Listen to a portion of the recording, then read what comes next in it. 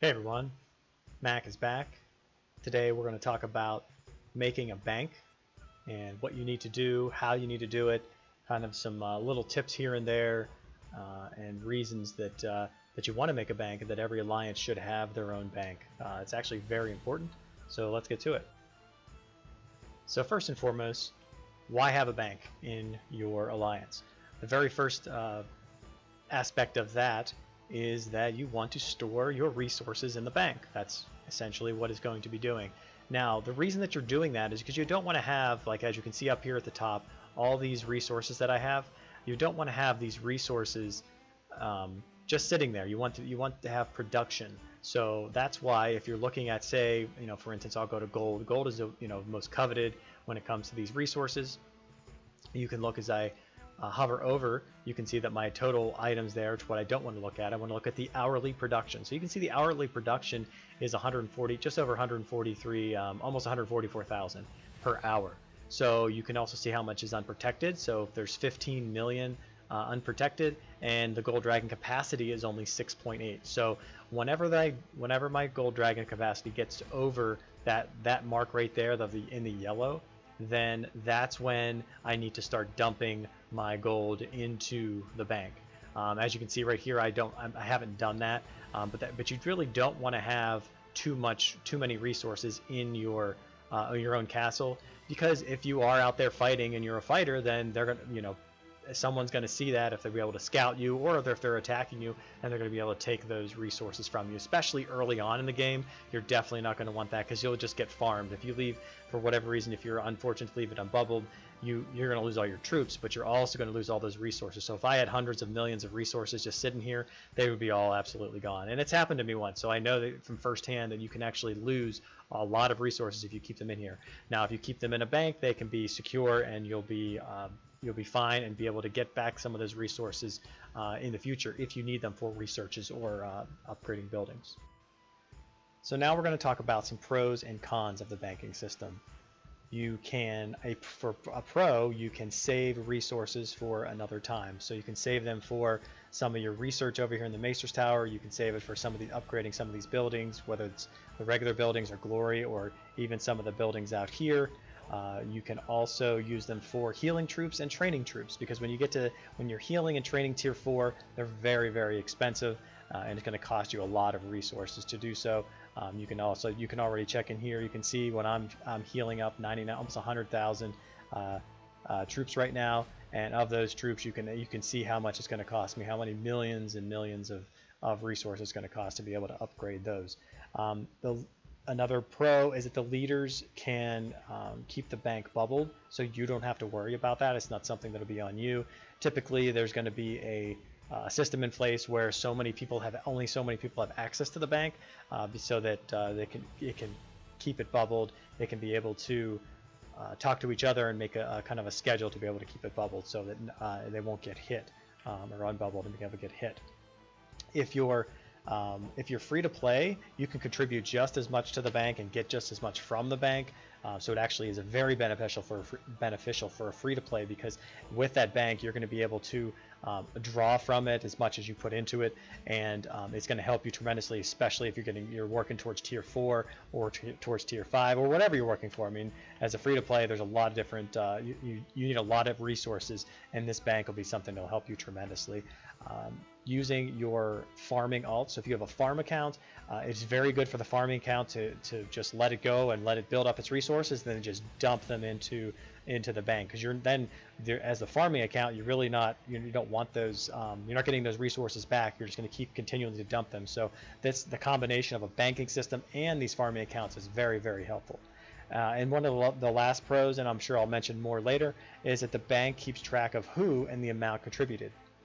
So if you look down into your Alliance tab and then you click on your Alliance log, you can see the transport log over here. So this will tell you who has been shipping and who has been getting deliveries. So you can see right here what has been what. If you scroll down a little bit, actually you can see right there where I just passed it, you can see there's a good example for tanking. Has contributed 5.8 million so far has been the shipment, and then the delivery has been obviously quite significant amount here has been, but you have to be a marquee just noted a marquee to be able to see how many, what is actually in the bank. So I'm not a marquee in our alliance, so I don't have access to that, which is fine.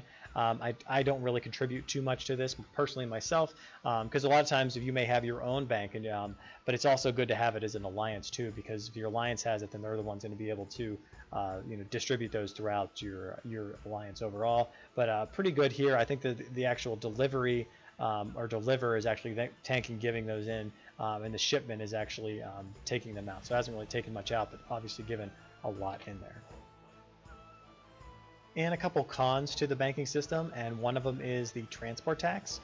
You can get it down to the 7% mark. I don't know if you can get it down any further than that. I'm not sure. I don't think you can, but that is a negative. So whenever I say I want to send out a certain amount of resources, whoever I want to send it to, I have to, off of this number here, I'm going to lose 7% of that. And then when I try to get it back, I'm also going to lose a tax from the bank as well. So the bank needs, that's another con, is the bank needs to be upgraded to either most likely the 8% mark, and maybe even try to work towards the 7% mark to be able to send those back. So you're going to lose about 14% total, 14 to 15% of your what you're going to send. So don't expect the exact same amount back. So say for instance I want to send 7.67 million of this iron.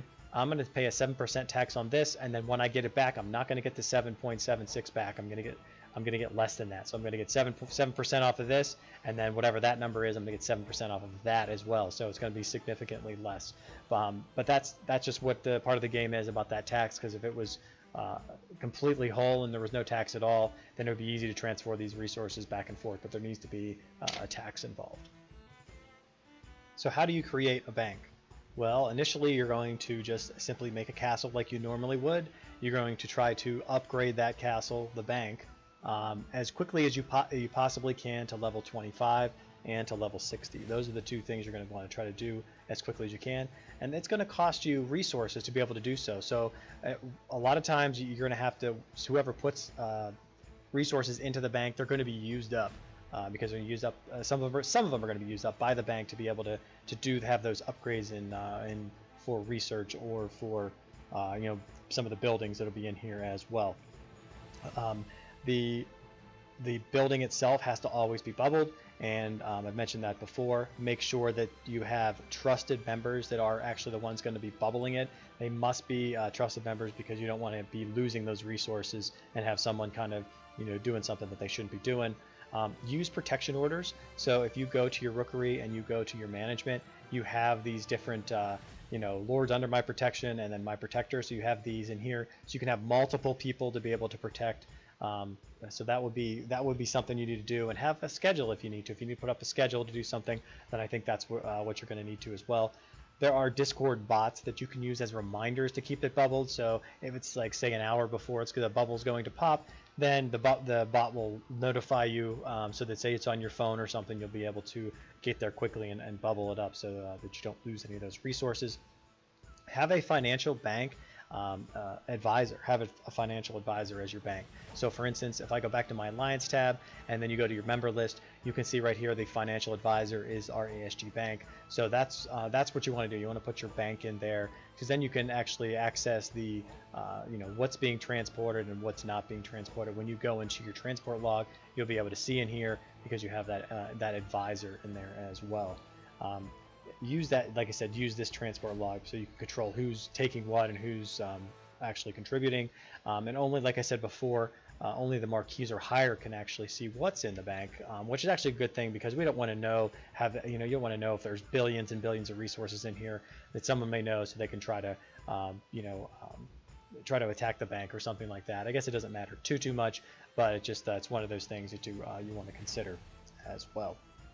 And for the resources that are in there, they should be only used for certain things, and it shouldn't be someone who, if someone keeps getting zeroed over and over again, obviously maybe you want to kick him out of the alliance in general, but at the same time, you don't want to keep having them send resources to them to be able to heal their troops and to train their troops, because they're being, they're not paying attention to their castle and kind of neglecting it in a sense. I think that's obviously very, very poor.